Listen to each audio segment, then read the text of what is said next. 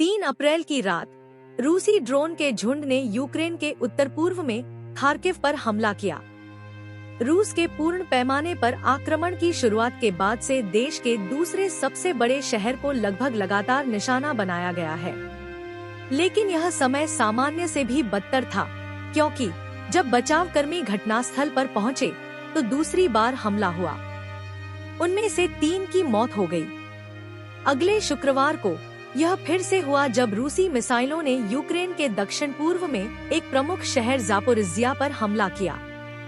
बचावकर्मी और पत्रकार घटनास्थल पर पहुंचे और फिर 2 और मिसाइलें गिरी। कुल मिलाकर 4 लोग मारे गए और 20 से अधिक घायल हो गए, जिनमें 2 स्थानीय पत्रकार भी शामिल थे।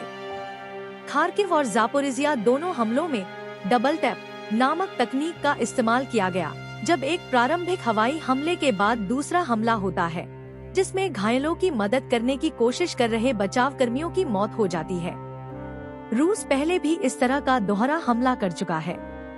यूक्रेन के राष्ट्रपति वोलोडिमिर ज़ेलेंस्की ने कहा कि मार्च में दक्षिणी शहर ओडेसा में एक इमारत पर हमला, जिसमें 20 लोग मारे गए, एक दोहरा हमला था और उन्होंने इसे कायरता का घृणित कार्य कहा। लेकिन यूक्रेनी अधिकारियों का कहना है कि उन्होंने ऐसे हमलों के इस्तेमाल में वृद्धि देखी है। खार्किव क्षेत्र के गवर्नर ओलेह सिनेहोबोव ने यूक्रेनी मीडिया को बताया कि रूस ने अपने लक्ष्यों पर दिन रात बार-बार हमले करना शुरू कर दिया है।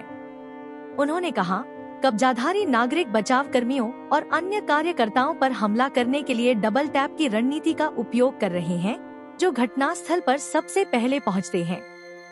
गुरुवार को मानवीय मामलों के समन्वय के लिए संयुक्त राष्ट्र कार्यालय ने कहा कि उसने हाल के हफ्तों में दोहरे टैप का विशेष रूप से परेशान करने वाला पैटर्न देखा है। इसने उन्हें क्रूर और अचेतन कहा और उनसे रुकने का आग्रह किया। यूक्रेन की राज्य आपातकालीन सेवा DSNS के बचावकर्मी अक्सर रूसी हमलों के बाद के परिणामों से निपटने के लिए सभी से पहले पहुंच जाते हैं और वे यह भी कहते हैं कि दोबारा हमलों का खतरा लगातार बढ़ता जा रहा है। दुर्भाग्य से हाल ही में डबल टैपिंग की रणनीति का तेजी से उपयोग किया जा रहा है। इसे समझना मुश्किल है। श्री खोरुंझी ने कहा, वे अच्छी तरह से जानते हैं कि वे क्या कर रहे हैं, न कि केवल बचाव कर्मियों, पुलिस अधिकारियों, उपयोगिता कार्यकर्ताओं या चिकित्सकों के लिए। यह आम नागरिकों को प्रभावित करता है। उन्होंने डबल टैप को पूरी तरह से अनैतिक बताया। उन्होंने कहा, मैं इस पर अपना सिर नहीं झुका सकता, यह बिल्कुल अमानवीय है। वे भली भांति देखते हैं कि निहत्थे बचावकर्मी उनके हमले वाली जगह पर सबसे पहले पहुंचते हैं। DSNS का कहना है कि फरवरी 2022 में रूसी पूर्ण पैमाने पर आक्रमण के बाद से उसके 91 बचावकर्मी मारे गए हैं और 340 से अधिक घायल हुए हैं। किरा ओवेस जापोरिज्जिया डबल टैप हमले में घायल हुए पत्रकारों में से एक थी। उसने बताया कि वह अभी हड़ताल स्थल पर पहुंची ही थी कि उसे सीटी बजने की आवाज सुनाई दी। एक सहकर्मी चिल्लाया, आ रहा हूँ।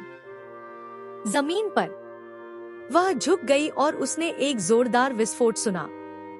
उसे तभी एहसास हुआ कि वह घायल हो गई है जब उसे लगा कि उसके चेहरे से खून बह रहा है। वह और उसकी सहकर्मी उस स्थान की ओर भागी जिसे उन्होंने सुरक्षित स्थान समझा था। तभी एक और प्रचंड विस्फोट की आवाज सुनी। किरा ने कहा, मैं घुटनों के बल बैठ गई और एक पुलिसकर्मी घाव को बंद करने में मदद करने के लिए मेरे पास आया। एक अन्य पुलिस अधिकारी ने खून को रोकने के लिए मेरे सिर पर पट्टी बांध दी। चिल्लाने से हमें पता चला कि एक और पत्रकार बहुत बुरी तरह से घायल हो गया था। उसने यह उम्मीद नहीं की थी कि जिस हमले की वह रिपोर्ट करने गई थी उसके बाद 2 और हमले होंगे। डबल टैप हमलों से लक्षित यूक्रेनियन रूस पर उनकी लड़ाई की भावना और लचीलेपन को कुचलने की कोशिश करने का आरोप लगाते हैं।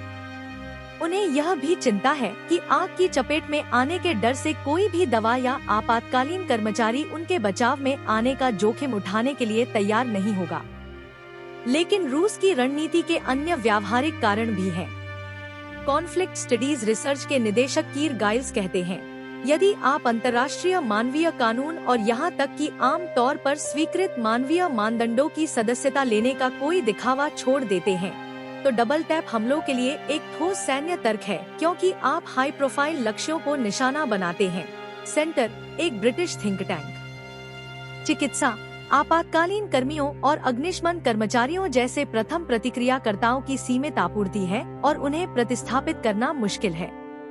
यदि आप उन्हें दूसरे हमले में उसी स्थान पर ले जाते हैं, ठीक उसी समय जब वे पहले हमले के पीड़ितों की मदद करने के लिए एकत्र हुए थे, तो आप वास्तव में बहुत कुछ हासिल कर रहे हैं। अमेरिका स्थित institute for the study of war की एक विश्लेषक कैरोलिना हर्ड का कहना है कि बचाव कर्मियों को निशाना बनाकर किए गए डबल टैप हमले युद्ध अपराध हो सकते हैं और संभवतः होंगे भी। सुश्री हर्ड ने बताया, अगर वास्तव में रूसी सेनाएं विशेष रूप से और जानबूझकर आबादी के इन वर्गों को लक्षित करती पाई जाती हैं, तो यह अंतर्राष्ट्रीय मानवीय कानून और सशस्त्र संघर्ष के सामान्य नियमों और मानदंडों का उल्लंघन होगा।